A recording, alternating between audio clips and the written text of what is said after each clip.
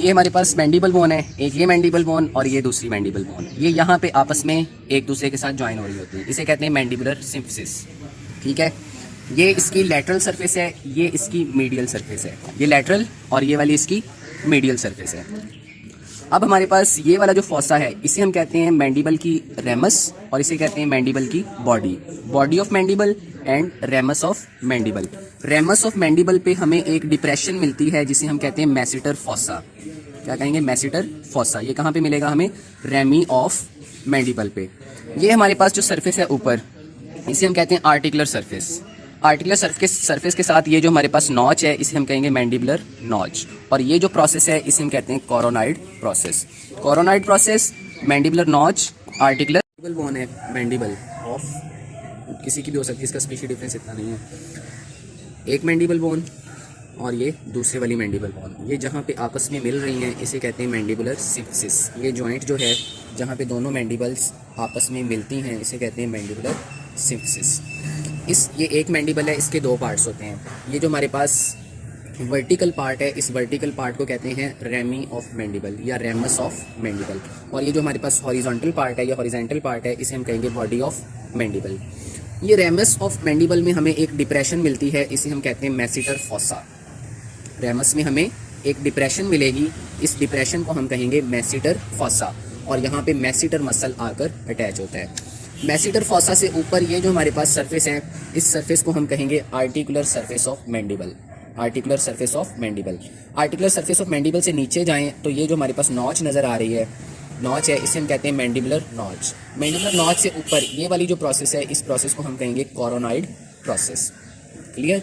और ये मैंडिबल की लैटरल सरफेस है और ये अंदर वाली मैंडिबल की मीडियल सरफेस है।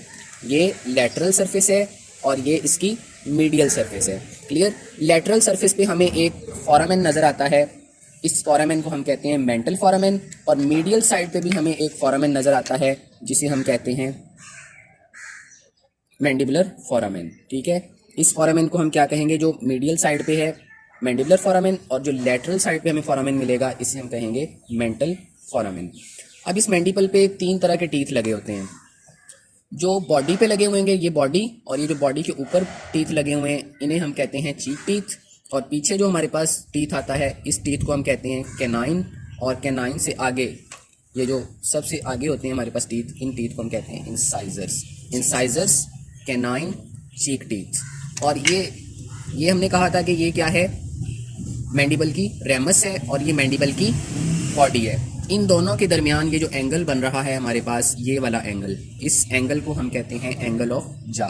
ये रेमस और ये इसकी बॉडी, और ये जो हमारे पास एंगल बनेगा बॉडी और रेमस के दरमियान, इस एंगल को हम कहते हैं एंगल ऑफ जा।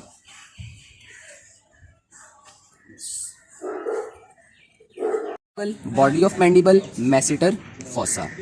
ये रेमी और ये इसकी बॉडी, ये रेमी और बॉडी के दरमियान जो इस तरह से एंगल बन रहा है हमारे पास, इस एंगल को हम कहते हैं एंगल ऑफ जा। इस एंगल को हम क्या कहेंगे? एंगल ऑफ जा। और ये जो हमारे पास टीथ हैं बॉडी पे लगे हुए, इन्हें हम कहते हैं चीक टीथ, और ये जो हमारे पास टीथ है इसे हम कहेंगे कैनाइन, और ये जो हमारे पास फ्रंट पे टीथ हैं इन्हें हम कहेंगे इंसाइजर्स। इंसाइजर्स, कैनाइन, चीक टीथ। नेक्स्ट हमारे पास 2 इसमें कैनाल्स होती हैं, फोरामेन होते हैं। एक ये हमारे पास मीडियल साइड पे जो है, मीडियल सरफेस पे जो है इसे हम कहेंगे मैंडिबुलर फोरामेन, और ये जो हमारे पास लैटरल सरफेस पे है इसे हम कहेंगे मेंटल फोरामेन। मीडियल सरफेस पे अंदर की तरफ जो है वो मैंडिबुलर फोरामेन, और जो बाहर की तरफ है हमारे पास इसे मेंटल फोरामेन कहेंगे। बस।